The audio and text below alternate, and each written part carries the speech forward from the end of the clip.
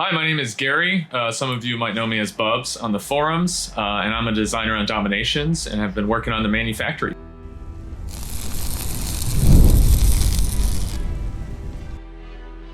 At the manufactory, players can create munitions, which they can assign to defensive buildings and offensive units.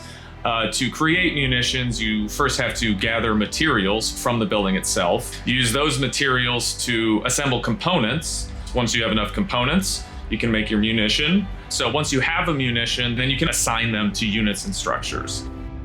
All right, so let's build our manufactory and hop in and see what we got. The manufactory is available in the industrial age. It's relatively cheap and almost instant to build. So the second this feature goes live, you can build it, start hopping in, finding a munition, and go from there. So this is the manufactory. We're in the manufacture tab right now, which is where you're gonna track munitions, shop for which one you want, upgrade them. All right, so let's find a schematic that we want to track and then create the munition for. And yeah, we have 16 munitions on launch, so it's a pretty long list. So I click the track button there in the center of the screen, and right now I'm looking at all the different schematics available to me. So you can see all the bonuses you get for each level. Right here, we're looking at the different units and structures that it can actually be assigned to. Each icon represents the minimum level. So at the bottom of those schematics, we see costs. I clicked on stainless steel, which is a component. And here you can see what materials you need to actually make that component and how many you'll get per, I've been calling them order, per order of stainless steel, you're gonna get 10. You can see the time it takes. And then if you open up one of the material windows, you can see the different components that it's required for, and also how many you get each time an order finishes. So I'm going to select the schematic here to track, which now will help me determine what I need to actually make this munition, reinforced plating. Now when I go to different tabs in the manufactory, they're going to be labeled with a track icon. You can see in the bottom left, reinforced plating has that track icon, which just helps you keep track of the thing you need next. So if I go to my assembly tab, I can see all the different components, and you can notice the tracked icon on stainless steel to the far left, which indicates, hey, you need this, and then 0 out of 20, meaning I have 0 of the 20 that I actually need.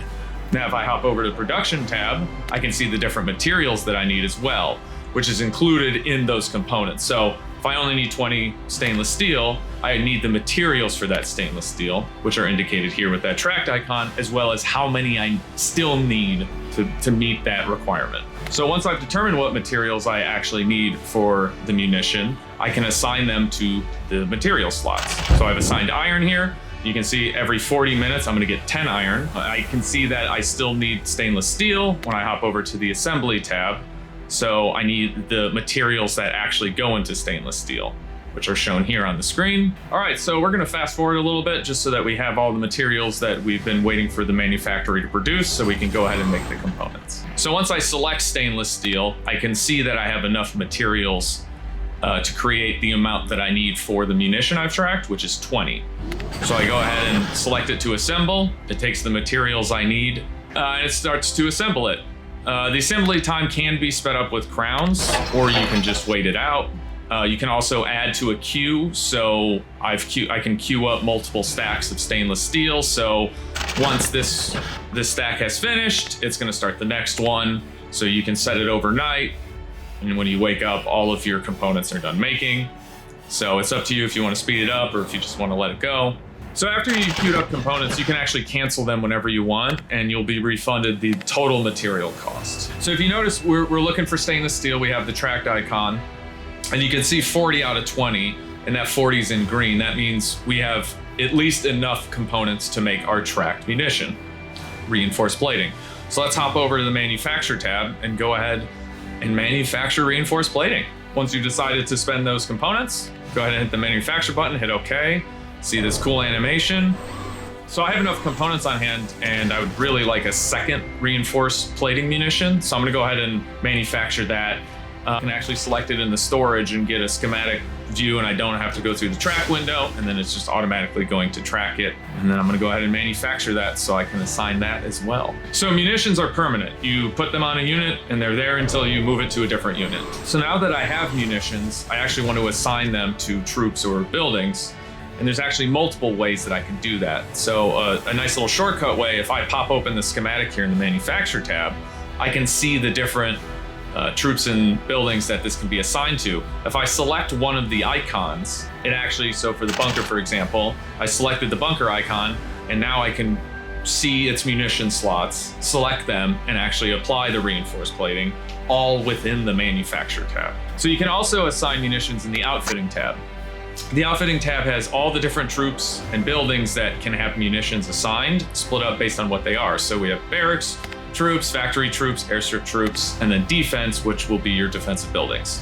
So I assigned the field kit to the bazooka, but I can actually swap that whenever I'd like. So if I say want to put it on my machine gun infantry, I can swap that whenever, and the machine gun infantry would have the field kit. So you can also select a munition icon while in the Outfitting tab, and that'll show you a list of the different troops and buildings that can have that munition assigned. So if you're shopping of where to put your actual reinforced plating that you just manufactured, you can choose from this list. And so I'm going to choose air defense and then select OK, and it's assigned.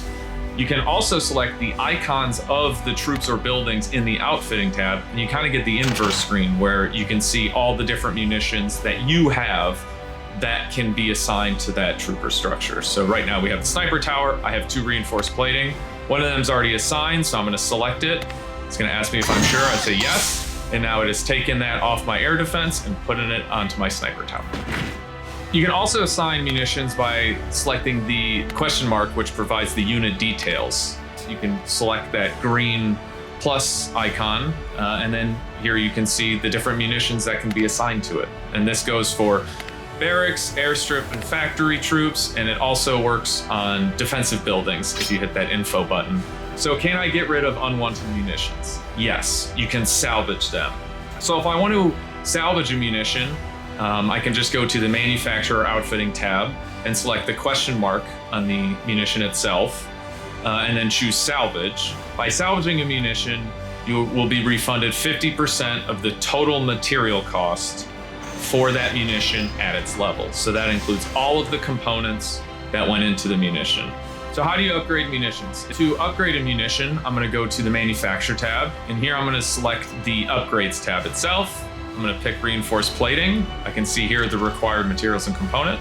I'm going to hit Track, and now I see that Upgrade button, and it's green, which means I have enough materials and components on hand to actually create this. And I'm going to select OK. And now my reinforced plating is level 2, which means it has the benefits from level 1 and level 2.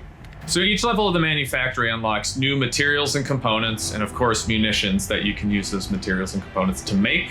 And once a munition has been unlocked by the Manufactory, you can manufacture it all the way up to level 10.